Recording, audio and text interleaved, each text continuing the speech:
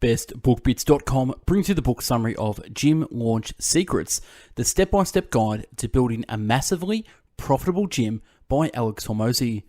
The step-by-step guide for gym owners to learn how to get more clients, how to make more per client, and how to keep them for life. This is a combination of lessons learned while helping over 2,500 gyms find massive success in a crowded and commoditized industry. Straight from the most profitable gym owners over 7 figures a year, the insights collected here are straight to the point with no fluff.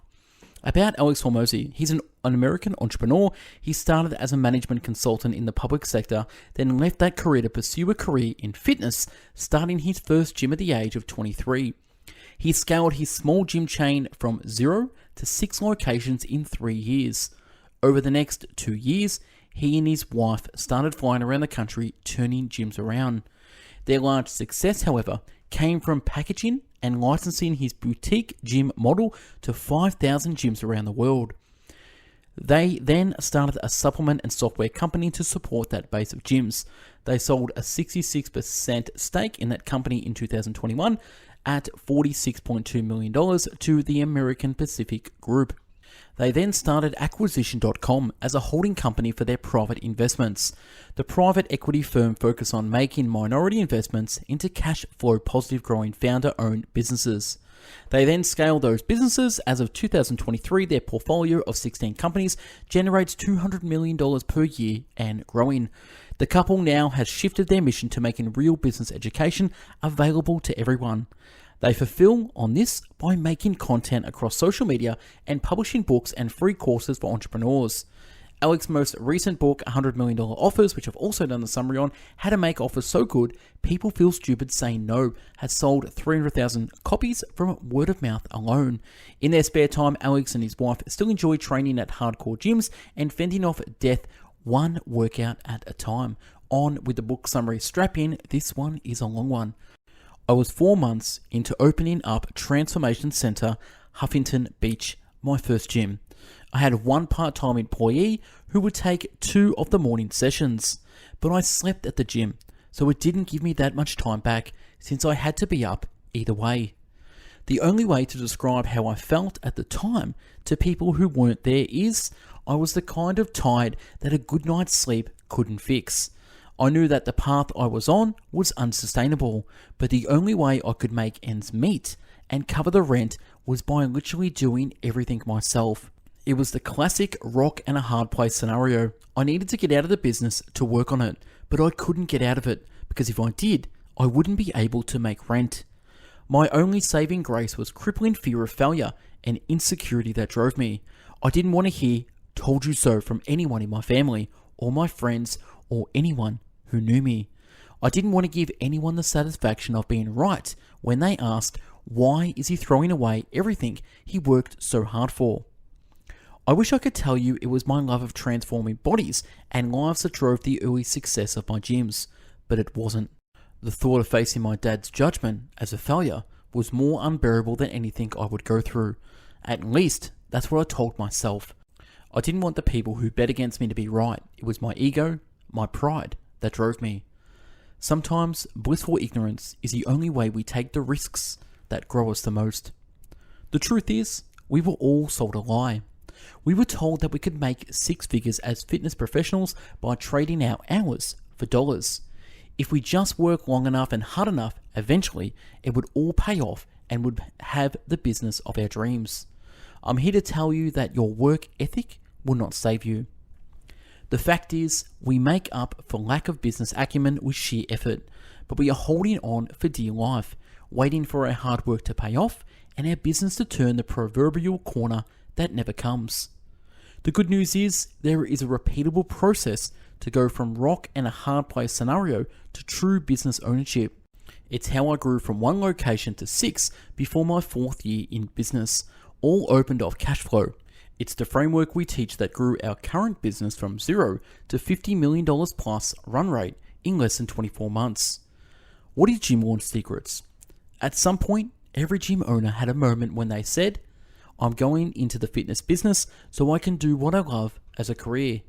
Some got into it through personal training, others got into it through a franchise opportunity. The three main problems with the fitness business. There are lots of problems in the gym business as most people traditionally practice it. This book will focus on the three biggest ones: the broken client acquisition system, the broken revenue model, and the hole in the bucket attrition problem. You already know the problems, right? It costs too much money and time to bring in new clients because the usual acquisition system is broken. Even when your gym is full at the popular times, you're barely making it because a typical gym revenue model is also broken. And it seems like you can't hang on to clients more than a few months at a time because attrition happens. If you're struggling with one or all of these issues, I want you to know you're not alone. I've been there. Heck, I think every private gym owner has the same challenges. Section 1, acquisition. Get more clients. You can't have a successful business without gym customers. So the first thing you need to understand is how to successfully get qualified customers in the door and buying your services. Chapter 1, the broken sell your soul. Acquisition problem. Gym owners often start out making false assumptions about what will work to bring in new clients and what will keep them coming in. The sell your soul problem. Typical churn in the industry averages 10% per month. A different set of rules. How do you get people in the door without losing money getting them in while actually growing your EFTs? Chapter 2. A client acquisition model that works. There are only 3 ways to grow your business. Only 3 ways. Only 3. No joke. I didn't sleep for a day once I understood this because my mind was racing so fast with the possibilities. The only 3 ways to grow your business is acquire, ascend, resell. Acquire, ascend, resell. Business growth path number 1, get more clients. Business growth path number 2, increase the average purchase by increasing prices or a combination of cross-sell and upsells. Business growth path number 3, get people to buy more frequently. In the gym world, this is called retention. The client buys month after month. There are 3 lever types: price levers, capacity levers, and overhead levers. When you implement one lever, things will start to improve for you. Implement them all in combination, and your life will completely change. Here's how we fix the broken acquisition model. Number 1, create a high ticket / premium front end offer. Get paid to acquire customers. No joke. Get them to show up, get them to buy. Create a high ticket / premium front end offer.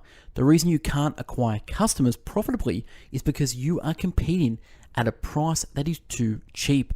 You're selling a commodity, something a consumer can use to hold your gym up to another one and say, yes, these two are similar enough that I will simply compare price and choose the lower one.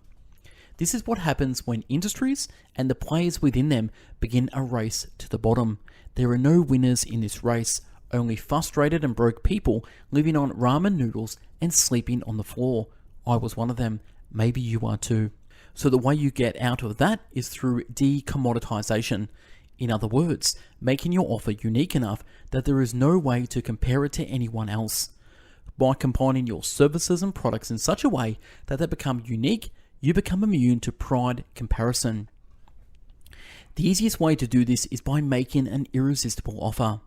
Here's my checklist for how to create and sell an irresistible offer. My favorite is a free 6-week challenge. It's the exact same offer that most of our gym launch clients use successfully, so feel free just to copy and paste it into your own business. Now, it's not enough to simply have an irresistible offer, you also have to sell it. There are 6 steps to setting up your offer so it converts prospects into buyers. Pre-frame, price anchor, splinter stack, scarcity, urgency, crazy guarantee, bribe, downsell your upsell for continuity. The pre-frame happens on the phone. You ask them questions and give information that positions your gym as busy and horribly desirable. You do this when setting the appointment and before they come into the gym. To pre-frame your gym in the best light, say things like, did you hear about us from the local news story on best boot camps? Have you heard about our owner from all the articles he's been featured in? He doesn't have a lot of openings for the next 3 weeks, but I may be able to get you in tomorrow night because there was just a last minute cancellation. Pro tip: the sale's already started. It started before they even picked up the phone to contact you. This is always good to remember. Intake questionnaires with sample responses. What are you here for? What's your current fitness situation? What's your dream goal? How long would it take to accomplish this on your own? Did you want to sustain your goal after you achieved it? How long have you wanted to goal? Why did you want this so badly? You already know it's not easy to drop weight. Will you take our recommendations and do what we ask in order to help you reach your goal? Why are you applying now? Why do you think you'll succeed this time? Our average client loses 10 or more pounds with us in the first 3 months. Are you okay with this? What's your current state? What is your desired state? Have you struggled to lose weight in the past? Have you struggled with maintaining a self-directed fitness program in the past? Do you think you'd lose weight faster with an expert helping you along the way? Do you think you'd lose weight faster with daily accountability? Is it more important that you lose weight quickly or that it's permanent? Answering these pre-framing questions forces them to slow down, get them in the right frame of mind to make a purchase decision, and remind them of their real pains and priorities. Price anchor. A price anchor is a higher price that you want the client thinking about before you present the current price. So as you go through the sales script, somewhere along the line, you want to drop the higher price point. It might be your regular price, or it might be how much other gyms charge for a similar service, or even how much they might pay to do it all themselves. It just needs to be much higher price than they will pay if they sign up today. You can even give them some bonuses when they sign up right away to make the price seem even more irresistible. Use the price anchor and see how much their sales resistance drops when you talk to your prospective clients. The Splinter Stack strategy allows you to charge a premium for services that they're probably already doing as part of a bundle. Which is more appealing, a bootcamp membership or a 6-week challenge with the following perks: personalized meal plan, personalized grocery list, local restaurant guide for eating out and special occasions, recipes specifically matched to your meal plan, accountability coach, 3 workouts per week with a trainer, online accountability group. Now, you might include the exact same thing in both programs, but when you splinter out and list each individual service in the challenge, people feel like they're getting so much more just because the list is longer. It's psychologically more appealing. If you don't have all of these, like the grocery list and meal plans, go make them. It's not hard to do. But once it's all done, my offer was unique and special, incomparable with what other gyms were offering, which allowed me to charge premium prices. And you can also use half of those as same-day bonuses for signing up immediately, which pushes the potential new client to act fast. Scarcity times left Y spots of units availability. Scarcity means there's a limited supply, as in we only have X products left / Y spots available. Urgency means time is almost up. They need to act right now and not put the decision off, even for an hour. Lots of marketers lump scarcity and urgency together, but they are two different beasts. They're both necessary, but they're different. Urgency is a component of time. Crazy guarantee. Many people feel like guarantees are risky, but they're not if you're good at what they do. If you can get to the end of the program and feel as though you did not get the level of service that was equal or superior to the investment you put in financially, I'll write you a refund check myself. Best case scenario, I change your life. Worst case, you worked out for free. You have no risk. Bribe. People like to get things for free. Who doesn't like a good bonus incentive? So you can entice the customer even more during the sale by offering things you normally charge for a bribe if they sign up as a member right then and there. This is called an either/or an assumed close.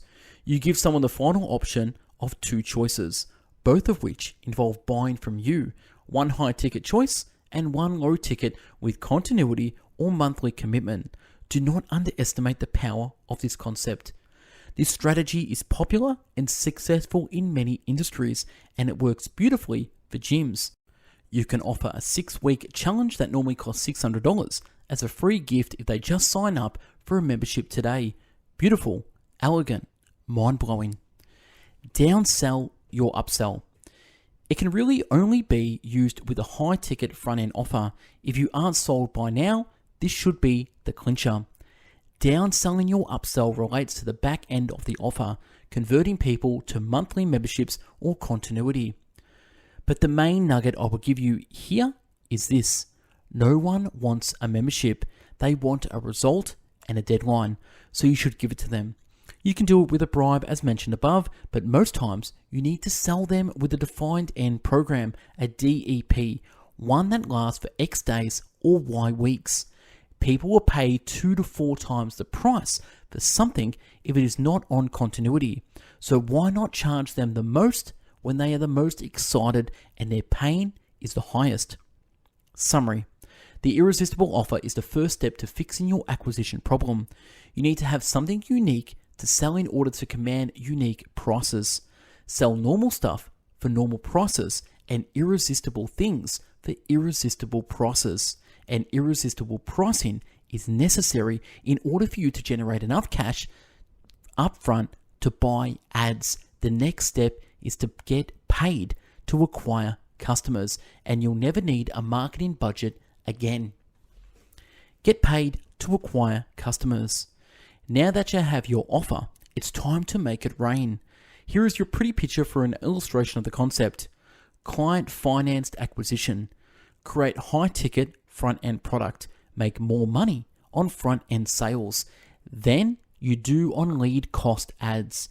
Never need a marketing budget again. Client financed acquisition creates high ticket front end product. Make more money on front end sales than you do on lead cost ads. On day one, you put $100 into paid ads for your irresistible offer. You get 10 leads at $10 per lead. From those leads, you schedule appointments with 7 of them. From those 7, 3 or 4 will show up for their appointment. From the 3 or 4 who show, you sell 2 at $600 for a 6-week challenge. So from 10 leads, you make 2 sales, which means 20% of leads closed. What this means is that it costs you $100 to make $1,200. 2 times $600, that is a 12-in-1 return, and you keep spending and making money until you have filled your gym. The gym in your business, if you do this right, should never require money from your pocket to get new customers. It's like going to a casino and only playing with winnings. This is a secret to unending growth. It's called a negative client acquisition cost. You make money getting more people, so why would you ever stop? The secret to fantastic lead generation is great advertising. So let's tackle the next challenge, creating the actual ad campaigns. The big secret to making great ads is simply testing a lot of different ideas. You don't have to be super creative. You don't have to hire a crazy expensive agency. It's just trial and error and keeping track of the data so that your next ad works better. I hope that saves you some headache. There are no magic ad making genies. There's no silver bullet. It's just testing ads, picking the ones that work best, then testing some more. When we run tests for our gyms, we'll usually test over 150 ads to find 5 home runs, winners in every market, and about 15 triples, winners in 2/3 of markets. Lead Gen Scrambler. Basically, you want to spend a little time coming up with as many headlines and images and as much body copy as you can, then scramble them up to create fresh new ads. Since copy can be one of the hardest parts to get right, let me expand on that topic. Here are the 12 copy commandments that I check off every single ad we write. Number 1, headline comes first. It's the most read portion of an advertisement and must sell the prospect and give in yet another millisecond of attention. Curiosity is king, different is ideal, and sexy works. Never run an ad without a headline. Number 2, say what only you can say. If you've done anything remarkable or different, say it. Number 3, always call out who you're looking for and who you are not. This is even more powerful than the call out. Number 4, reason why. Always tell the prospect why you are running a promotion. 5, damaging a mission. Always own your flaws. 6, show don't tell. I won't say make more sales. 7, tie benefits to status whenever possible. A lot of people talk about benefits, not features, which is true. Number 8, use urgency and scarcity whenever possible and make it legitimate. It will actually make you more money. 9, implied authority. This goes back to number 1. If you are the only double secret black belt in the area, say it. Number 10, PS, power sentence. The headline and the power statement are the most read words in any advertisement. 11, clear next steps. Make it stupid simple. And 12, third grade level. Most copy doesn't convert because people have to pause to understand it. Chapter 4, get them to show up. There are 2 challenges to this step: getting your leads to schedule and getting them to show up to their appointments. Get them scheduled. The easiest way to get people scheduled is to simply have an automated calendar app on your thank you page. Scheduling best practices. Allow same day or next day appointment only. I could go on and on about this, but not scheduling for the same day or the next day is risky. People should only be allowed to schedule 3 or more days out under extreme circumstances. Why? Because show rates drop dramatically after that, and when someone no-shows, 3 things have happened in order to get them to become a customer. They have to reschedule. They have to show up after no showing for the first time. They have to buy. Use scarcity and urgency. Here's the thing. The human mind is really good at picking out BS, so you yourself need to be convinced that the urgency and scarcity are true. Number of outreach attempts. The number of times you contact potential clients is directly correlated to how many people actually walk in your door. I recommend 15 outreach attempts over the first 3 days, combo of text, call, and email to get a hold of people, and once you schedule them, give at least 1 daily reminder until the day of the appointment. Day of the appointment. You should send 2 texts.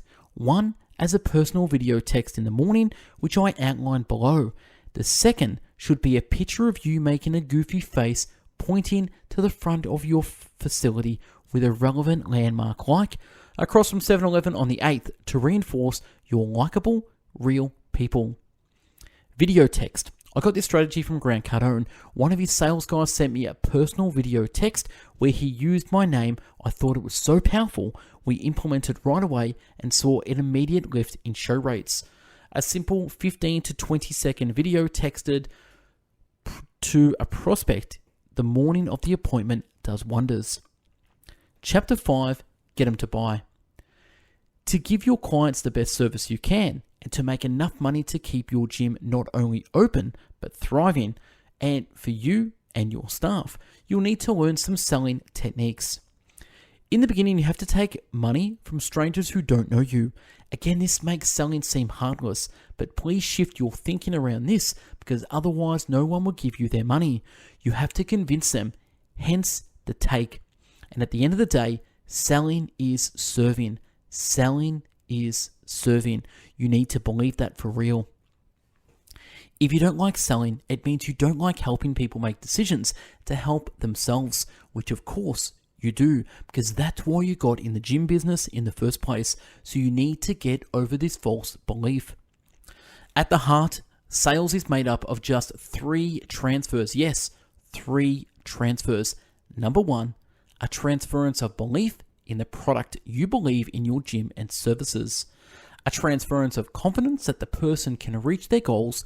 You believe in the people making a change since you have helped yourself and others do the same. And number 3, a transference of conviction that the person can overcome circumstances, all the things people tell themselves that stop them from deciding to change.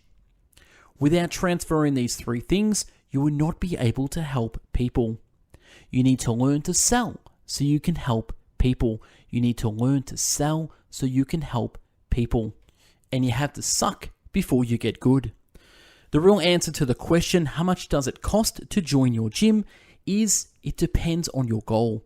This gives your price context, so you actually sell in a premium priced environment. This is the goal of the irresistible offer, right? Consumers only ask how much something is because they don't know what else to ask. Most people think Planet Fitness and Weight Watchers are the same thing. It's a salesperson's job to educate, provide context, and break beliefs for the consumer so they can make an intelligent and informed decision. And the easiest way to do that is to make all the conversations exactly the same so you have a consistent outcome. The sales greeting, waiting area, and office, the first part of a consistent conversation is consistent environment. Because whether you are actively thinking about it or not, your lobby and selling space are shouting clues at the prospect. It's up to you if you want those things to hurt the sale or to help it. Let's start with the moment a potential customer walks in the door. Number 1, greet the client empathetically by name within 10 seconds. Have them fill out the pre-sale intake questionnaire. It will improve your close ratio and that of your team. Beforehand, you should set up your sales table so you never sit across from a prospect. You should be shoulder to shoulder on the same side. Chapter 6, the close formula. Sales is taking someone who is vaguely interested in what you do. I use an acronym, CLOSER, to make it easy to remember. Here is the basic structure. Clarify why they are there. Label them with the problem you plan on solving. Overview their past pains and experiences. Sell them the vacation. Explain away their concerns and reinforce their decision. Wow them. Clarify why they took action and showed up. What made you come in today? What's your goal? Why did you sign up for the program name online? Problem. Label them with the problem you plan to solve.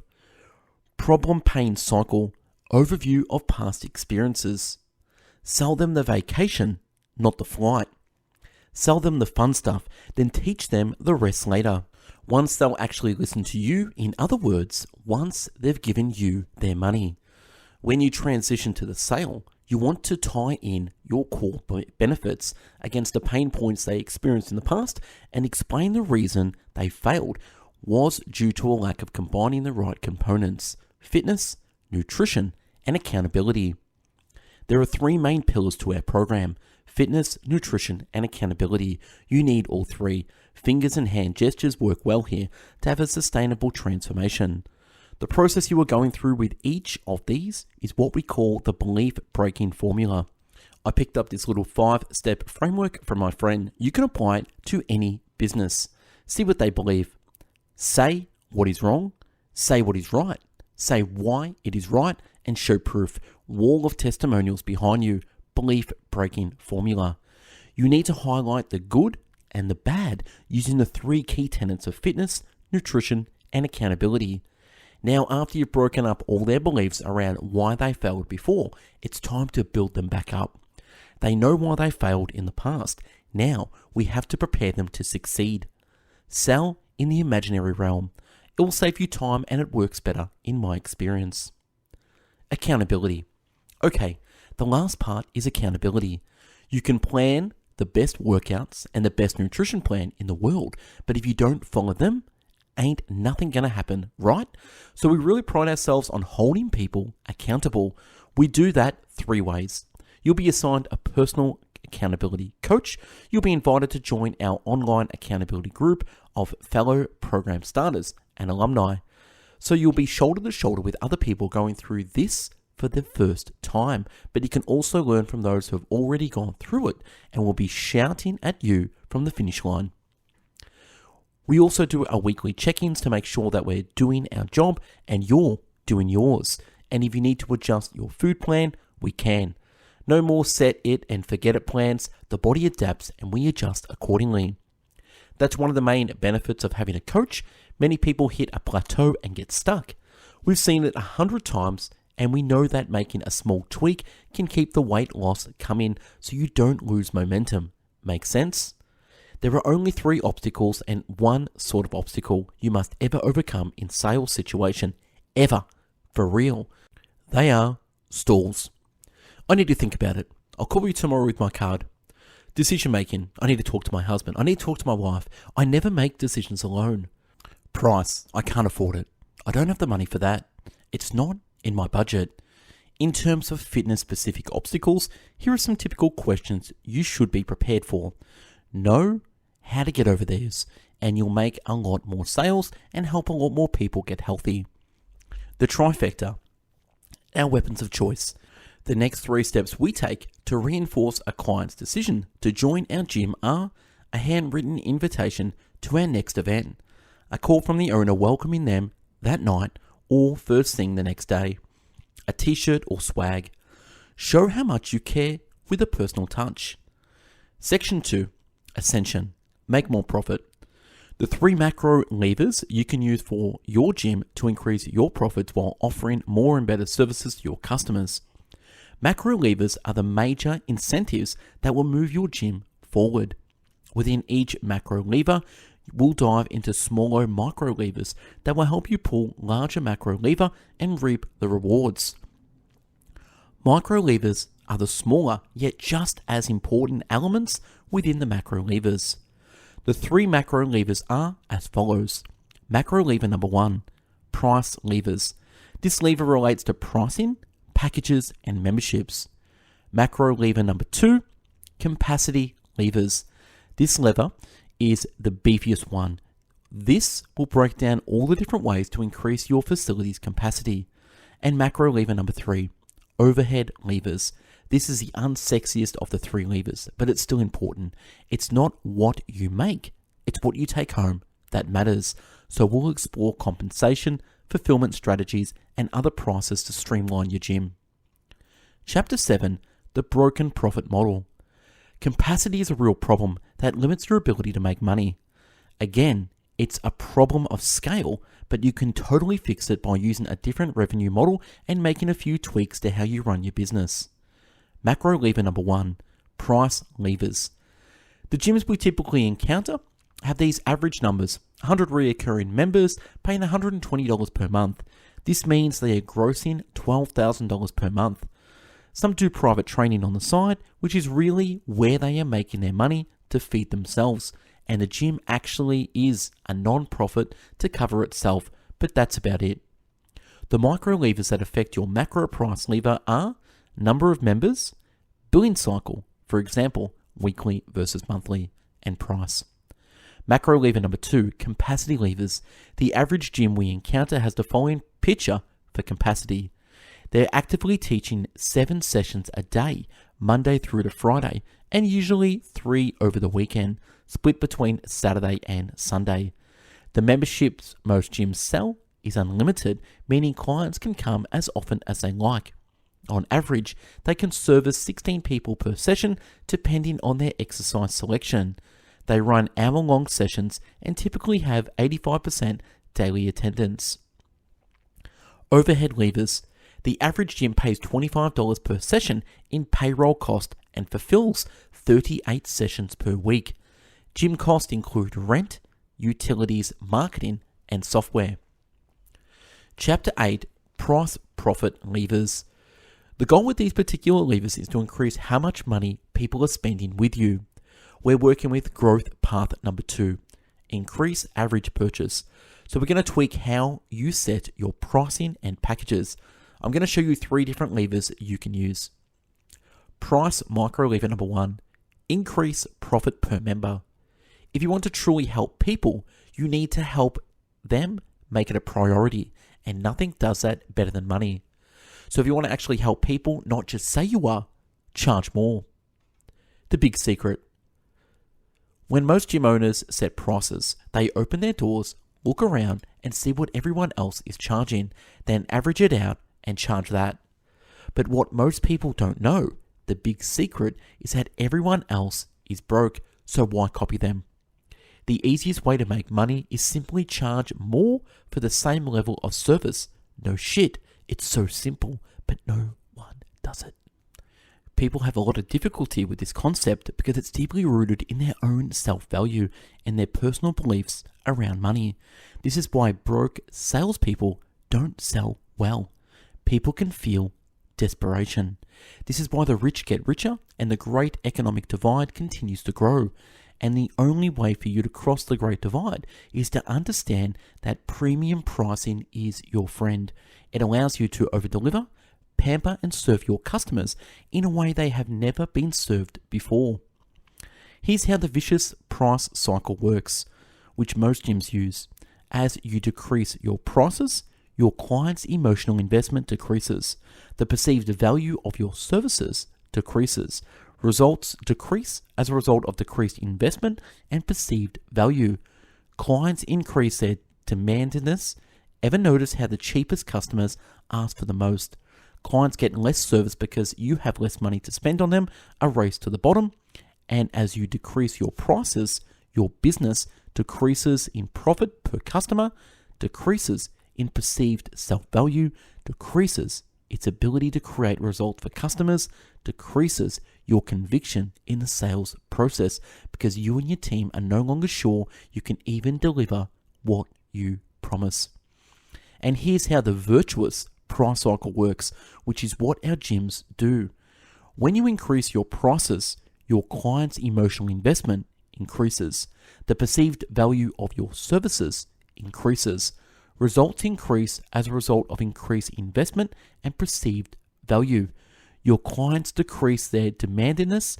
Ever notice how people who pay you the most are the most easygoing? Your clients get more service because you have more money to spend on them and therefore raise your level of service, race to the bottom. And as you increase your prices, your business increases in terms of profit per customer. Increases in perceived self-value, you feel like you are worth more because you charge what you're worth and are able to serve more. Increases its ability to create results for customers because you can get the word out and actually help more people by reinvesting money into the business and marketing. Increases the level of service you render for each customer, increases your conviction in the sales process because you and your team are confident that you can deliver what you promise and even guarantee it.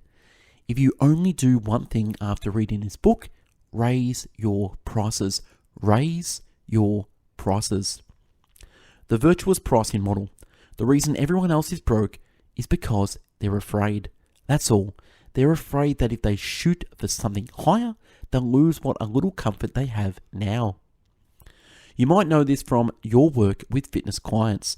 Lift weights, eat more protein, eat more veggies. It's not complicated, but hundreds of millions of people struggle because it's hard. Simple, but hard. Making money in business is the same, and this first concept is no different. Raise your prices or suffer burnout and make no profit.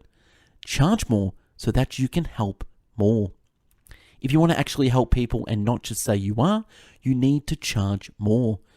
I used to say I want fitness to be affordable to everyone, but the problem is if they don't value it, they won't use it. And people vote with their dollars about things they value. People will not give you their time until they give you their money. Low prices don't leave any room to give amazing experiences. Higher prices allows me to actually give people the support they need to get in shape. Raise all your new EFT prices to the ones I just listed. No exceptions. Grandfather in the OGs until you hit capacity, then raise the prices on them as well. It's just basic economics, supply and demand. People understand that prices go up as supply goes down. Price micro lever number 2, membership levels, increase profit per member. The buying curve. Every gym has their own take on membership levels and service structures. As I mentioned earlier, many of them are ridiculous and nonsensical and reveal a misunderstanding of the basic pricing principles. They price based on the average of what everyone else is charging, or they start the race to the bottom and undercut their local competitors. But they should be charging based on what the client is willing to pay to solve a problem or pain point, not what the market is charging or what it costs them to fulfill. People sign up for a gym membership because of pain points. These are what drive them to want to make a change. Section A, self-service. This is Planet Fitness, LA Fitness, Large Box, Globe gyms. They bet on the fact that 90% of clients will never use their gym regularly. This is how their model works. You cannot compete with them on price. They have a different model. Section B, large group training. This is your typical 16 plus per session model, affiliate boxes, boot camps, etc. And then Section C, medium sized class. This would be like one trainer between 5 to 15 clients. Your high ticket group, this is your highest level of service or semi-privates. You can typically do 1-on-1 to 1-on-4 in this range. Low price, low service, $0 to $99 per month. You do not want to be in this space. It is heavily competitive and you are competing against all the big box gyms with multi-million-dollar build-outs. You would be competing on the quality of the facility at this point, and if you're the typical gym owner, you don't have the capital to fight that game.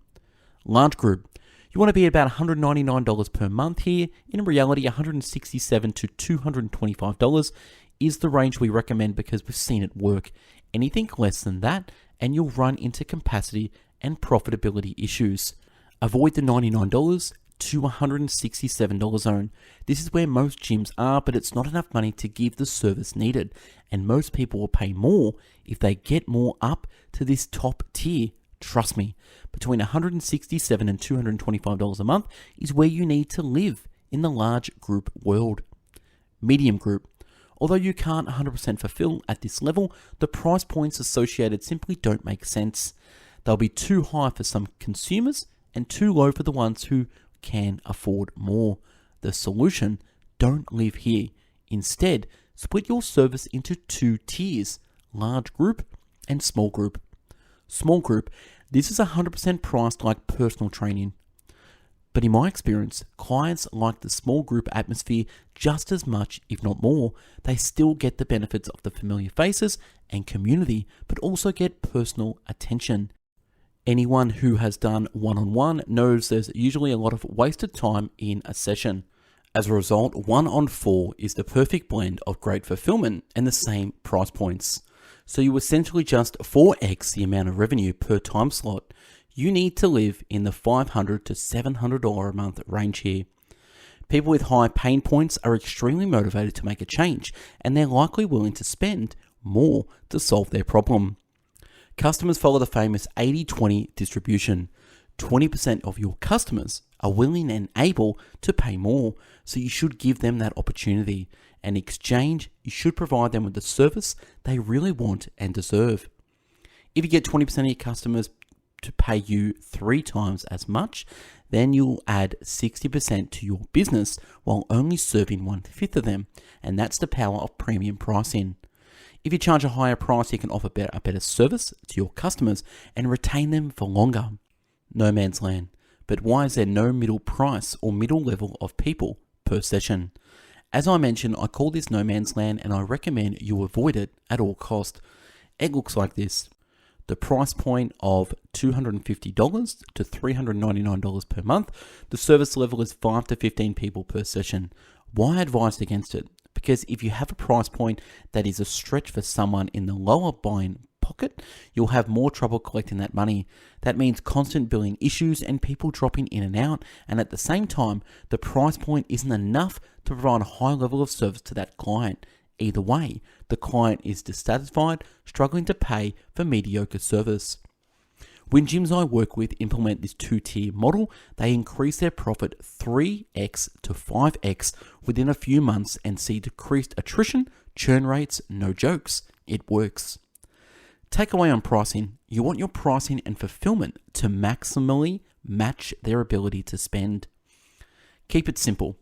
I have always believed in simple pricing models for 3 reasons.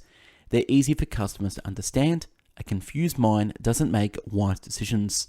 They're easy for employees to understand, and membership levels should be targeted according to types of buyers, not types of services. Price lever number 3, billing cycle.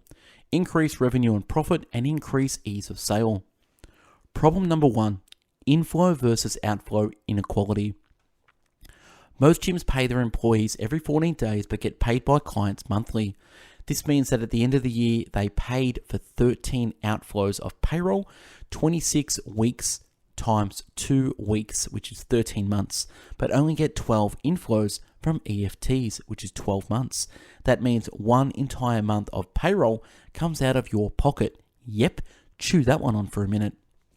Problem number 2, low gross margin. The average gym only makes 12% profit per year, which basically means that they are barely surviving and drawing only enough to make it to the next month. So if your gym grossed $250,000, but you made a 12% margin, you only made $30,000 take home. 0.12 times $250,000. Pretty underwhelming for the amount of money, time, and risk you are exposed to. Problem number 3, devil in the decimals.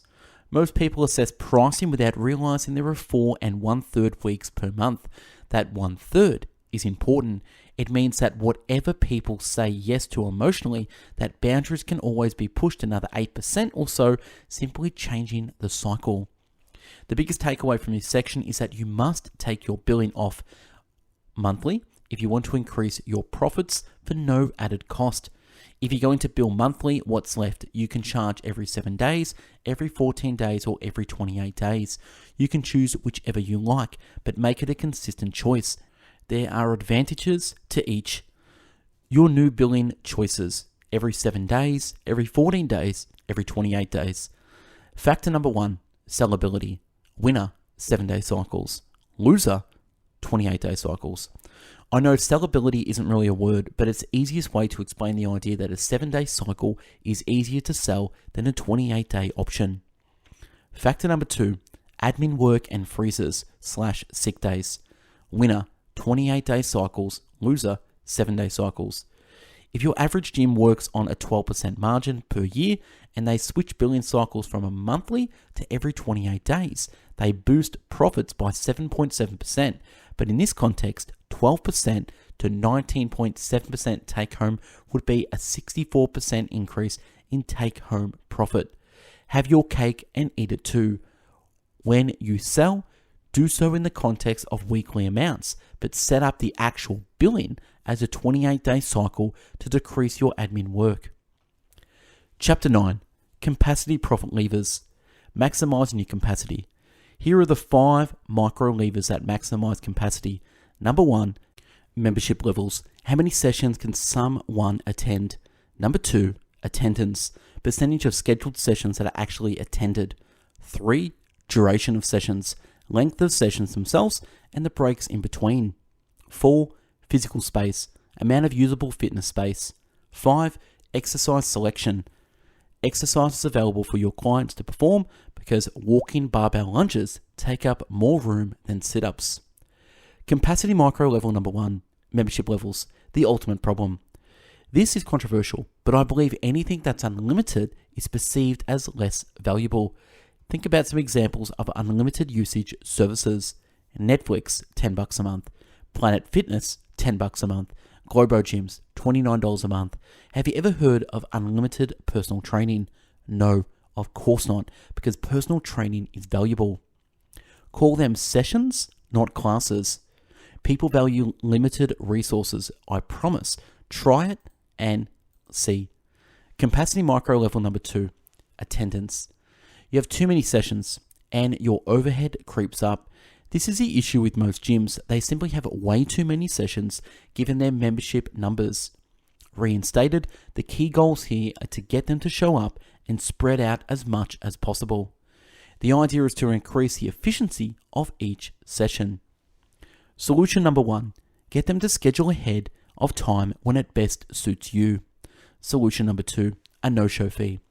The idea is to get people charged a fee if they don't show up. Capacity micro level number 3, duration.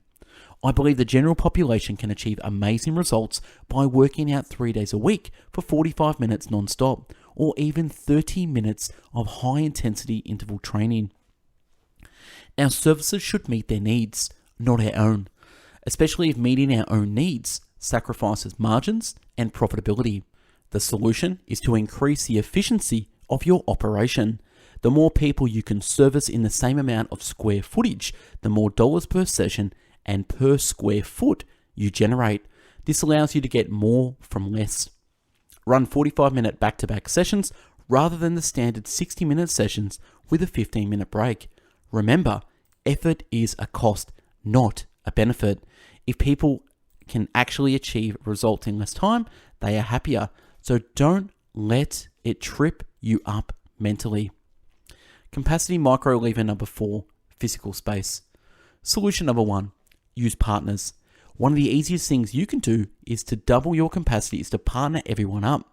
One person rest, spots, or cheers while the other person does the programmed exercise. Partners increase safety, increase community, increase encouragement, and allow for adequate rest while strength training. Solution number 2, convert office to fitness space. Now if you're thinking, but where will I work? The answer is anywhere but the gym. If you're doing everything outlined in this book, by the time you hit capacity, you should be out of your daily gym operations and fully into gym ownership. That means your gym should run without you needing to be there. But by all means, go in and check on things, but don't feel guilty about not being there. You will better serve your business by working on it, not in it. Capacity micro lever number 5, exercise selection. Increase capacity per session, increase profit per session, and enhance experience. Solution, set up regressive 2-tier programming. Example using 2-tier programming. Tier 1, barbell back squat, barbell bench press, barbell row. Tier 2, goblet squat with kettlebell, push-ups from knees, and double kettlebell row. Create 2 levels of programming for every session, one for new people and one for more experienced clients. This allows them to tailor their experience to their confidence level while also decreasing your cost of acquisition, fulfillment, and allowing them to seamlessly merge with your existing clientele. Chapter 10, the overhead lever. It's not what you make, it's what you keep. The overhead macro lever is the smallest of the levers, but understanding this will help you keep your eye on the ball and the game that really matters, profit. Overhead micro lever number 1, number of sessions. Decrease overhead and increase profit per session. There's no secret sauce to making money with gyms, or really for any business. It's just about making mathematical decisions within the context of human psychology. That's the heart of all good business decisions. The empty session problem. So we only have 3 micro levers here. Number 1, number of sessions. Number 2, number of hours worked. And number 3, compensation for those hours. You need to become better before you become bigger. The last 2 micro levers, human hours worked and compensation per hour, are interrelated. Solution, calibrate trainer pay. A lot of times the trainers are making more than the owner. Know your margin math, cut unneeded sessions, and drop to 3 times a week. Calibrate trainer pay if needed. Chapter 11, your new gym on paper. We only fear what we don't understand. So this is me, begging you, please learn to dig this stuff. It's important, not only for you, but for the many lives that you impact, your family, your trainers, your clients. Remember, you are only a few hard conversations away from what you want. You can have them with your spouse and landlord, or you can have them with your trainers and customers, but only one of those will make you more money. In order to win the Super Bowl, you need to play fundamental football. You need to score more than the other team. In the context of gym, winning means making more money than it costs you to make it, and pulling on all these levers is the best way I know to make gyms pump out money virtually overnight. So step 1, define what you can control. Step 2, macro lever number 1, price increase and billing cycle switch. Step number 3, increase fulfillment capacity and cut overhead capacity profit levers. Remember, membership levels, A, switch from unlimited to 3 times a week as a core offer. Call them sessions, not classes. 2, attendance. Get everyone to schedule in advance and ask them which session they want in reverse order of fullness. For bonus points, implement a no-show fee. Number 3, duration. Switch to 45-minute sessions back-to-back, 30 minutes if they only service 15 or fewer. 4 physical space, partner up and blow out office walls and sell from a cubicle. 5 exercise selection, swap out space consuming exercises for less space consuming ones, but don't announce it. Offer 2 levels of programming, hard and easy, so people can start in the same session. And step 4, do the math to see the final results on paper, large group revenue. So actions to take: charge more, change billing cycle, optimize your exercise selection to use your space efficiently, make the most out of your session times, schedule shorter sessions, and set trainer pay to increase profitability and encourage semi-privates. Chapter 12, making the shift. There are 2 main parties that you need to communicate with: trainers and clients. As an aside, you can never over-communicate. Communication in relationships is good, and in business, it's everything. Telling the trainers. Frame the problem for them, the business, and the customers. Explain your thought process, what you considered, pros and cons. Explain the solution and what's in it for them. You have 2 choices: the guaranteed path to burnout or the potential to transform your entire business. Both have risk, but only one can get you what you want. Section number 3, retention. Get them to buy more.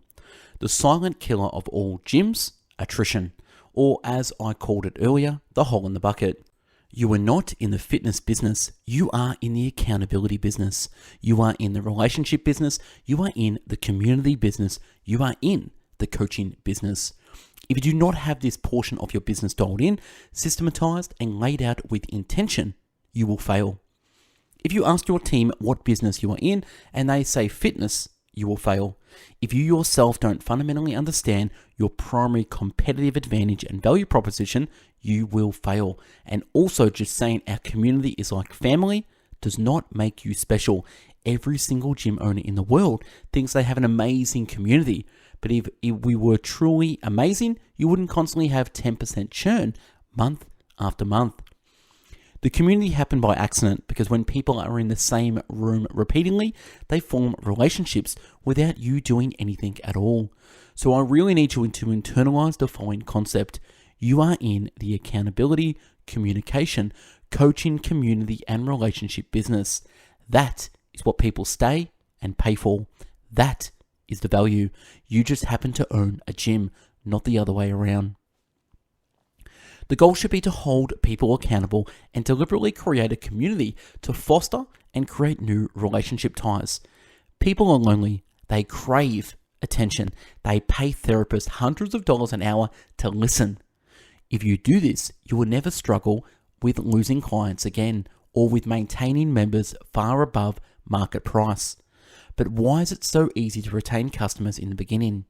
Because you were actively fostering each of these as individual relationships, but you did not continue that cadence because it was random. It was not systematized. Everyone can do it with their first 40 customers, which is why they all love you and are still at your gym. Doing is another matter entirely. It is what separates the winners from everyone else. Retention money math. Using all the systems in this section, if you cut your churn from 10%, industry average, to 3%, what gyms using these systems achieve, you will 3.3x the lifetime value, the LTV, of every client at your gym. Your customers come to your gym for one reason, to meet their fitness goals, but they stay because they are welcomed, supported, and a part of the community. They stay because of the things they get from your gym that they didn't know they needed. That friendly hello when they walk in the door. The bit of encouragement from the other members. That invitation to come to the next gym event. That friendly internal competition. Knowing the staff by name and vice versa. The impromptu reach outs they get. The handwritten holiday card. They call that they get when they miss a workout to tell them they missed and asked when they are coming back in. The pull-aside chat after class when they are stressed at work, and the flowers they get when their mum passes. Chapter 13, Attrition, the hole in the bucket problem. Let's do a little Q&A, shall we? Why did my gym grow so quickly in the beginning, but growth has slowed since? The main reason you could grow in the beginning, even just from word of mouth, is that 10% churn, the attrition of members who leave, hadn't caught up yet. When you only had 40 members, if you lost 10%, you only lost 4 people. Replacing that isn't too hard if you needed to. Why don't new people stick like my OGs? The main reason is that your level of service dropped as more people came in. That service typically drops off for most gyms at around 70 to 80 members. Every month, a certain number of people are going to drop off. Your job is to keep that percentage as low as possible. So if you kept growing at say 10 people per month and losing 10% per month, then at some point the growth and the attrition even out and you get nowhere. As your gym membership grew, your level of service delivery decreased. The difficulty for new members to assimilate and make new friends decreased since cliques were already formed, and now as you try to bring new people in, they don't get the same service. The importance of compassion is because as a fitness professional and a gym owner, you are inherently caring and competent, but you may not know that your deep caring for others' well-being can be a huge competitive advantage.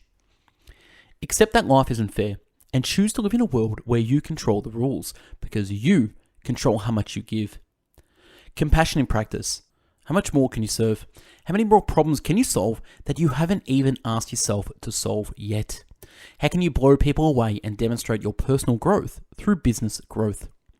Chapter 14, How Retention Multiplies Revenue. When I go into a gym to help turn around a facility, we look at 3 of these elements: retaining existing customers, getting more referrals from existing clients, and bringing more people in the door from marketing and advertising. If you know how many people you sign up on a monthly basis and what percentage of people leave, you can use those numbers to predict how big your gym can grow if nothing changes. And if you manipulate those numbers, you can also predict growth that could happen if you do make some improvements. Anyone can get rich on Excel. We're in a recurring revenue service model, and churn becomes the biggest issue a gym faces, especially as it grows. Problems that affect churn. There are 3 big components to any business: people, process, and product. Chapter 15, Process. How to give consistently amazing customer experiences. Define that ideal customer experience. Once we define it, we can try to hit it and hit it consistently. All that takes is isolating key variables and executing a plan until the holes in the bucket have been plugged up and the churn rate drops. Gym members may sign up for your services because they dream of wearing that little black dress, but they stay for the relationships. 4 customer milestones along the ideal path. 1. Connect. 2. Refer and testify. 3. Testify and refer. And 4. Ascend. Connect. It makes logical sense that someone who doesn't feel connected to your business will not leave a testimonial. And someone who doesn't feel strongly enough about your business to leave a testimonial likely won't spend relational capital to refer a friend, and so forth. Connection then is the first and most necessary thing that needs to happen in order for the next 3 steps to work. Refer/testify. When people feel connected to you and your business, they will refer others to you. We live in a new world now, one ruled by something special called category economics. This basically means that all the money in a category naturally flows to a category king, the person who crushes it, leaving very little for anyone else. These days, being anything less than spectacular won't get you to where you want to be. The big dog collects all the bones, and the rest are left fighting for scraps. That's no way to live. Testify/refer. Thanks to technology at our fingertips, most people looking for a new item or service will check out the reviews to see what other people have said. Method number 1, inspiration. You get positive testimonials from doing a great job, but you also get it from complimenting your members and telling them how inspiring their progress would be to others. So you ask them to share their stories in order to give other people hope. Method number 2, requirement. Yep, make it straight up required. This is how we did it for our gyms. In order to complete the program, your customers must review your gym on Yelp, Facebook, and Google. Method number 3, ethical bribe. Give away free swag periodically for people who reviewed you on Yelp, Google, and Facebook. Ascend. This is basically a fancy way of saying what you sell someone after you've already sold them something. This can either be more or better service, an upsell. An example might be going from a large group training to a semi-private training. Another example of ascension is selling an adjacent service or need, a cross-sell. An example might be selling supplements to someone who came in for a membership. Chapter 16, Process, the 5 horsemen of retention. Here are the 5 horsemen of retention. Number 1, reach outs and touch points. Attendance tracking, handwritten cards, membership events, and exit interviews. I have yet to see a gym with less than 3% churn that doesn't make good money. You need to master churn, or it will master you. Retention tool number 1, reach outs.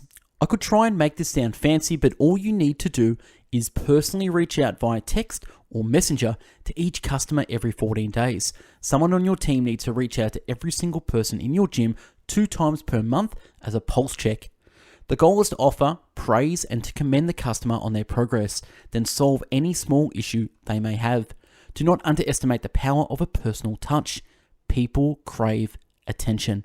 Give it to them. Essentially, you can divide all your customers into groups and assign each trainer to one. Genuine communication attracts attention. Do you know why personal training clients stay a bazillion times longer than other gym clients? Relationships. People yearn for connection. They crave attention. It's a basic human need. Communication is the best content. Systematize communication, but never automate it, especially with current customers. Treat people like royalty. Here are some things that have worked for us. Number 1, get your new members to an event ASAP. They must attend the first meet and greet event. Introduce them to an OG buddy/mentor as soon as possible and get them working with the OGs during warm-ups for the first few weeks. Encourage them to exchange numbers and get to know one another's names. Make sure an accountability coach reaches out to them regularly. Create a no-show report available on most CRM software platforms. New clients cannot miss workouts. That needs to be the priority number 1. Reach out and connect with them. Retention tool number 2, attendance tracking. Again, this is simple, but most gyms don't do it. Be exceptional by doing the boring stuff that no one else wants to. This is a process you should do weekly at the very least, ideally by Wednesday of every week. The number 1 leading indicator that a customer is on track to cancellation is when they make it to the gym 2 times or less in a week. Remember, compassion and connection are why customers will keep coming back to your gym. Retention tool number 3, handwritten cards. You want to send handwritten cards at multiple spots in the customer lifecycle. The first time is right up after they sign up. Send them a handwritten card welcoming them to the community. Include some swag and an invite to the next customer event. The second time handwritten notes are helpful is when you want to ask for a referral. Follow the system below and each trainer will be working 10 hot leads a week. Retention tool number 4, member events. The next pillar is holding regular social events for our clients, like an evening playing putt-putt golf or a pool party. They keep people connected and engaged in your community. After all, when people are working out or going to and from the gym, that's not a lot of time for chit-chat, which is part of what bonds people together. Events help your members come together in a more relaxed, less goal-focused environment and just hang out. Hold events at regular intervals. Don't announce the intervals, just hold the events. Every 21 days works well. Here is my secret sauce for making a client event a success. We pay for the babysitter. Members just bring the kids. Members get in for free for putt-putt golf or barbecue, etc. if they bring a friend. We require all new customers to attend. We send handwritten invites, especially to new customers. Here is a non-exhaustive list of ideas for gym-sponsored events to get you going. Barbecue, bowling, charity boot camp and barbecue, charity car wash, cheat meals night, dessert, potluck/healthy dish potluck, farmers market tour, frisbee golf, frozen yogurt, grocery store tour, a hike, ice skating, Iron Chef, paint and wine, photo shoot, fire pit, service project, and wiffle ball. Retention tools number 5, exit interviews. The last of the retention horsemen is a simple one, exit interviews. If you do these right, you can save half of your cancellations. Now, in order for these to be effective, you're going to want to mention exit interviews on your contracts and have new members initial that upon signing up. This sets the expectation that you will want them to do this when and if they cancel. And if you need to sell the benefits of doing so, here is one way to approach that. We aren't the type of facility that's just going to bill your card and send you to the collections. We actually want to know what went wrong and what went right that is causing you to leave, even if you were totally satisfied. Most gyms don't want to talk to customers who choose to leave, but they're one of our favorites because they help us make the best experience possible and serve everyone at a higher level. Because if you are fit for 8 weeks, it doesn't matter. We want you to be fit for life, and sometimes that requires creativity to figure out. We need to have a 1,000-foot view of all your customers and what is going on with them. This is how you scale personal touch. This is how you multiply your customer's lifetime value and measurably reduce your churn. Chapter 17, People, How to Build Your Dream Team. The second side of this community equation is the actual people running your business, not just the process they are executing. Treat your team like gold, and they will treat your clients like gold. Treat your team like shit, and they will treat your clients like shit. People at large corporations need to continue to subdivide and specialize because they have so much business. Pro tip, hire before you need the position. Compensation. I'm excluding the owner, but the first person you should put on the payroll is you. You will notice that underneath each of the hour breakdowns is the compensation. Gym owners with multiple locations often make less money because they scaled problems, not processes. There is a time for opening a second location, but often it is far later than most entrepreneurs are mentally prepared for. You need a consistently stacked cash $20,000 a month profit for 6 straight months. Your staff should be handling all the operations, including sales, during that period of time. You should have a minimum of $200,000 in the bank before you begin looking. They mistakenly believe that the only opportunity for growth is more instead of better. Chapter 18, People, Communication Cycles and Cadence. If you've been in my world at all, you'll know that I prefer to talk about business as a garden rather than a machine. It grows and dies. It must be watered and tended to. There are weeds that grow inside employees and members that must be cut off and thrown out. This is the pruning of the garden. It can sometimes be painful in the short term, but it is necessary for the health of the overall organism. The water of the business is your communication style. This is your irrigation system. This is how you keep your team on point, keep them growing, and by extension, keep your business growing. If you don't have a defined communication cycle, you are leaving your growth to chance. Your team should be expecting these and show up out of habit. They are daily huddles, weekly team meetings, and weekly one-on-ones. Simple enough, right? Join the top 5% of businesses that actually do them. Daily huddles. Daily huddles are the lifeblood of the business. This is how you keep a pulse on everything that is going on. Daily huddles should be no longer than 10 minutes. Oftentimes they can be done in even less time.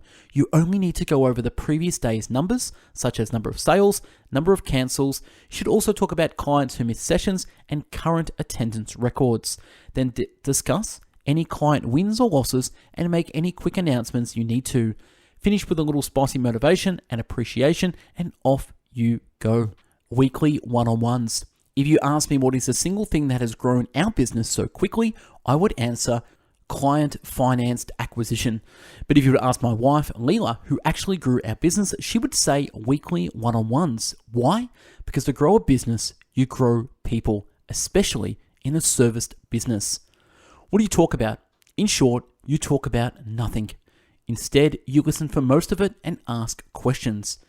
If you want someone to come to a conclusion, you don't tell. You ask leading questions, but they must figure it out. Otherwise, the main questions to ask are, what's going well?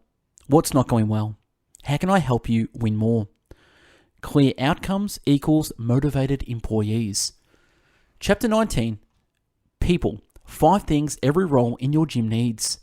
The customer pipeline looks like this: lead generation, lead nurture, sales, fulfillment, retention/ascension.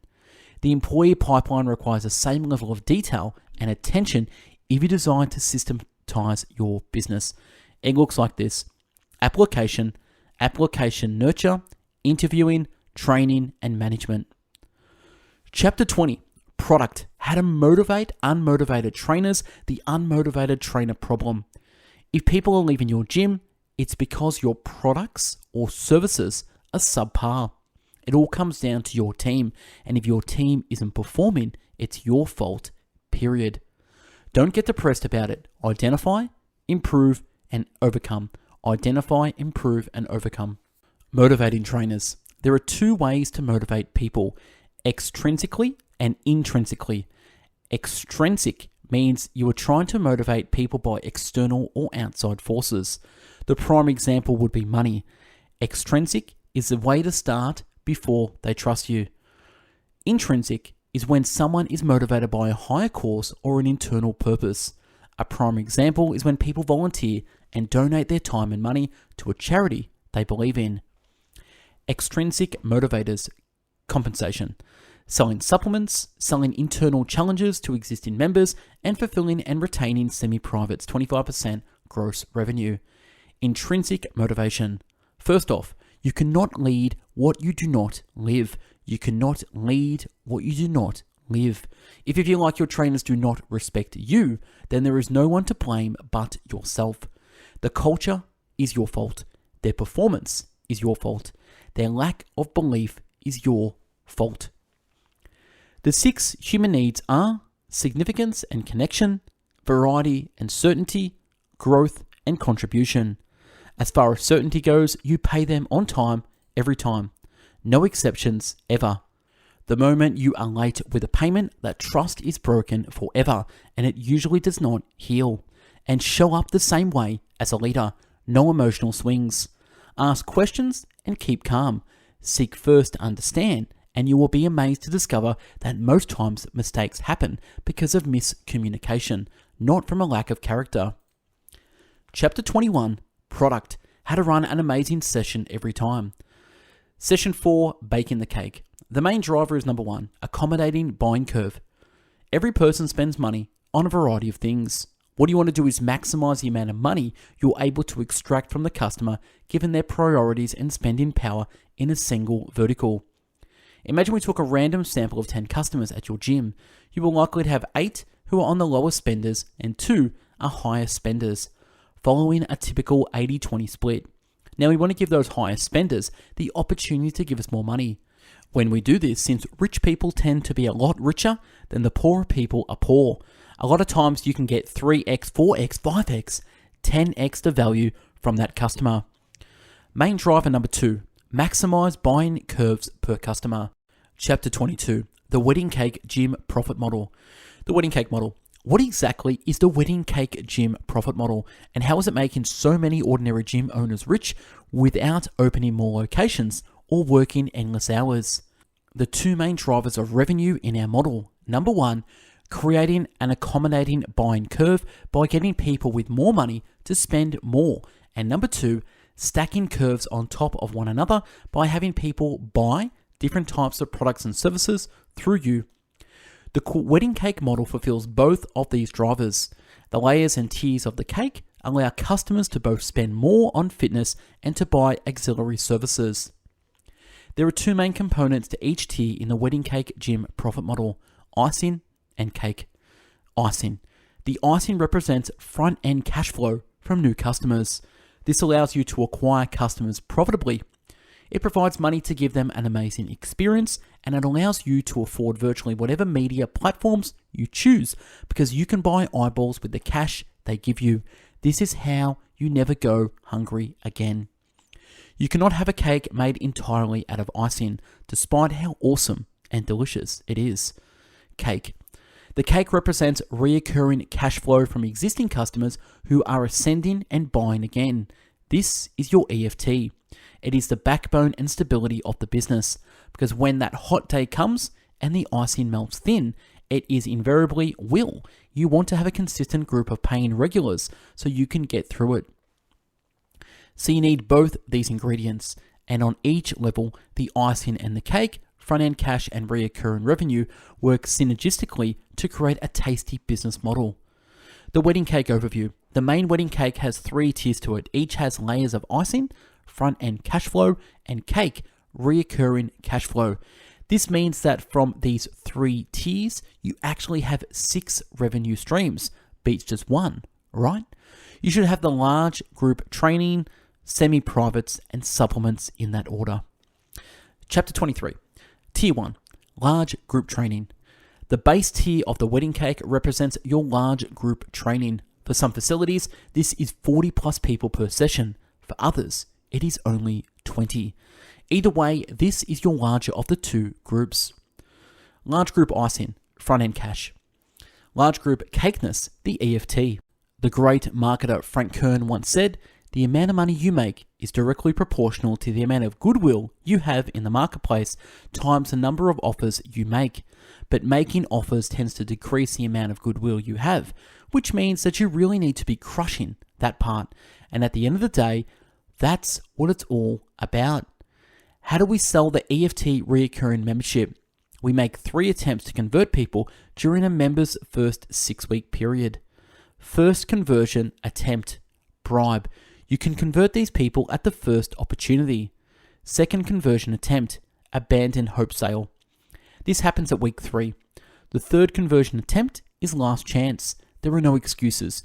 People make people confront the decision.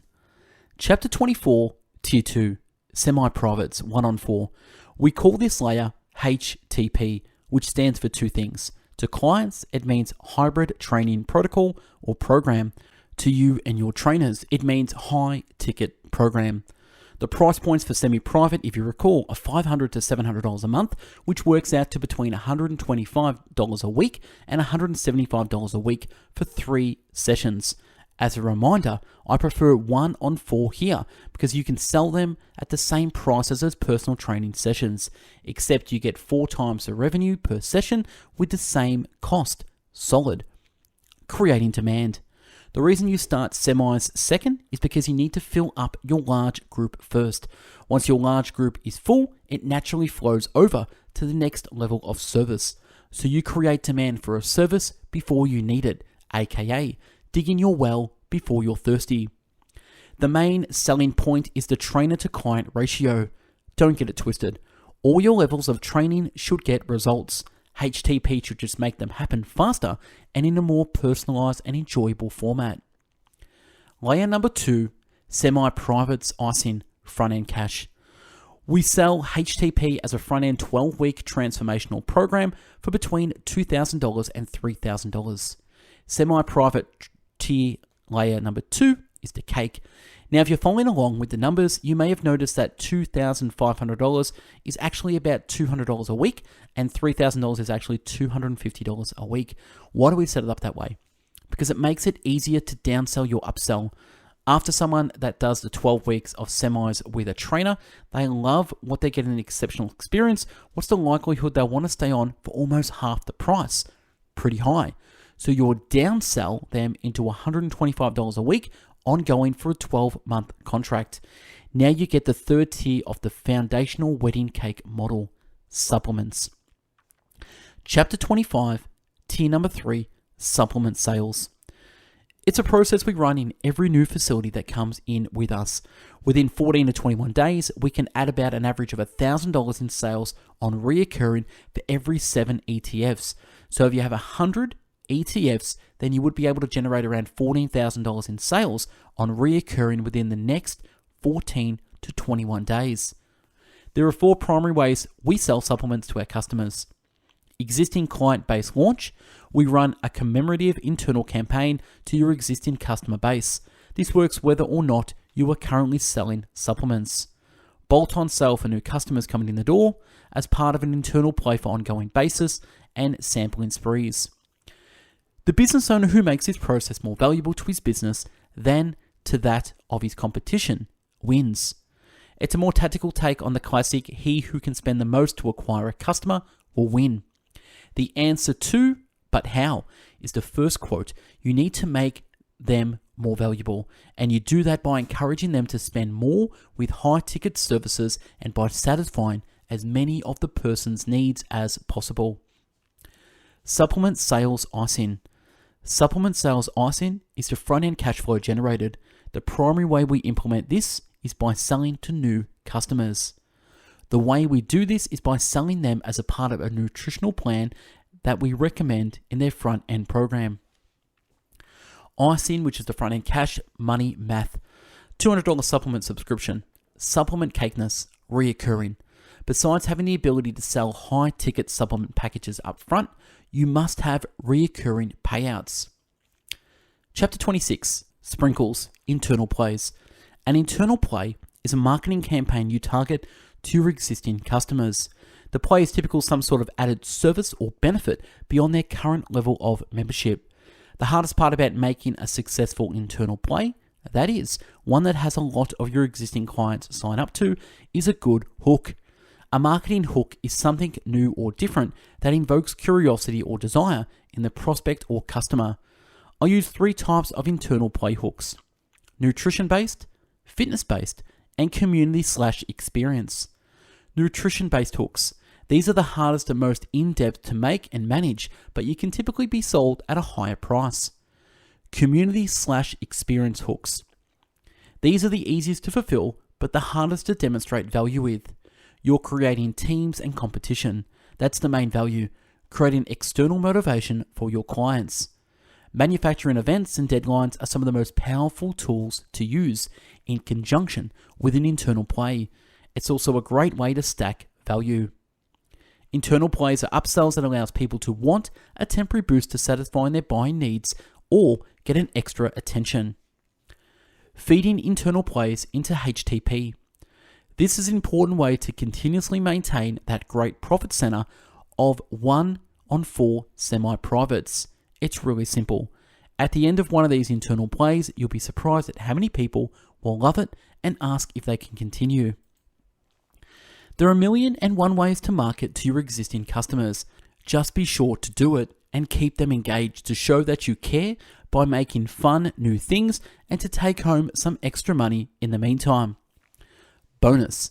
Obstacle overcomes. Tonality is so much of selling, but it is often lost in text, and it's what separates the best sellers from those who are so, even if the words are identical. Always agree with the prospect. Transition every close with "I agree" or "I totally understand." Then move to "Let me ask you a question," or just ask them. But don't say "I disagree." That's a surefire way to put someone on the defensive. They need to conclude on their own that they should do this. Otherwise, they will feel pressured. People hate making decisions because they hate making mistakes. So your responsibility is to convince them that the real mistake is not making a decision, and that not making a decision is, in fact, a decision, one that leads to them staying unhealthy. We're going to go through some examples here. So prospect excuse. I left my wallet at home. No problem. Do you have your phone on you? Great. Prospect excuse. Says anything but yes when you ask whether they are ready to start. Ask, what's your main concern? Let's consider the options. Rocking chair close. And let's be honest, when we say I'm going to think about it, we don't go home, sit in the rocking chair and stare at the wall, do we? So I'd rather we just take the decision here for what it is, whether you're going to actively do something about what you came in here for or not. The honest truth is that decisions don't take time, they take information, because thinking is instantaneous, so we confront it together and save you time in the future. There are only 3 reasons people don't do this. They don't like the program, the person, or the price. Which of the 3 is the main issue? What's the biggest fear about signing up? The only time I don't buy something is when I'm afraid of making a mistake. Are you like that too? So I like to think to myself, what's the best case and the worst case of what can happen? What's the worst thing that could happen if you do this? The prospect excuse. I don't make fast decisions. I need to sleep on it. I totally agree. And saying yes now would never be considered a fast decision because you've needed this for years. Doing it now is reasonable. You even came in because now is the time, despite thinking about it for years. So if anything, signing up now is the most logical decision you can make given your years of wanting this. The prospect excuse. I'm probably going to be too busy. There's never going to be a good time. You're always going to be busy. Now it's XYZ, next month it's Halloween, then after that it's Thanksgiving, then Christmas, then it's be a birthday, then a friend's birthday. Then you realize you're getting donuts because it's a Tuesday. There will always be something. The prospect excuse, I need to talk to my husband, or I never make a decision alone. There are only 3 main ways to go about this. Number 1, explain that the spouse would surely say yes and approve on the decision. This relies on past agreements. Get around them by making a decision and ask what the spouse would object to. This diverts focus back to a different obstacle that you can overcome. Remind them that they are their own person and should make the decision for themselves. I like to start with the following agreements. Does your husband know that you're here right now? Does he know that you're not happy with how you look? Does he want you to be healthy and feel better? Then, is there any reason that he'd say no, given the fact that he already knows you're here, that you're unhappy with how you look, and that he supports you in getting healthy? Delayed payment close. Okay, so worst case scenario, if I could reserve your spot without you putting money down, would you still want it? Prospect excuse. I can't afford it, I don't have the money, or it's not in my budget. I want you to really let this sink in. People die from bad habits. Yes, it totally is a lot of money, but whenever I'm afraid to spend a good deal of money, I always think, what's the best case / worst case scenario? Expensive clothing. What's the most expensive piece of clothing, accessory, or shoe that you have bought in the last 3 years? You're going to spend it anyway. Over the next 3 months, you're going to spend this money anyways. Have you ever bought something you couldn't afford? Delayed payment close. If you can't afford the entire thing today, it's not a problem. In fact, 95% of our clients break it up into payments. If this means a lot to you, I know you will succeed. A cheap comparison close. I could go to LA Fitness for $29. If all else were equal and you had 6 weeks of gym access, or you could do a 6-week program, which one would you do? A 6-week challenge. Great. Why? You'll pay either way. 2 choices. Cheap or what you need. Don't let past mistakes burn you twice. It's expensive because of the amount of time it will save you. And last, how much would it be worth if all this did was? And that's a wrap on this massive summary, Gym Launch by Alex Hormozi. If you want this summary in PDF format, click the link below. We at Best Book Bits have done over 1,000 summaries in video, written, and audio format. So subscribe to our YouTube channel, Spotify, Google Podcast, Apple Podcasts, and check the website bestbookbits.com. I've also done Alex Hormozi's $100 million offers summary as well, so check that out too. If you want to sponsor this channel, the way you can do this is to purchase all my summaries and MP3 audio summaries in one massive box set. So click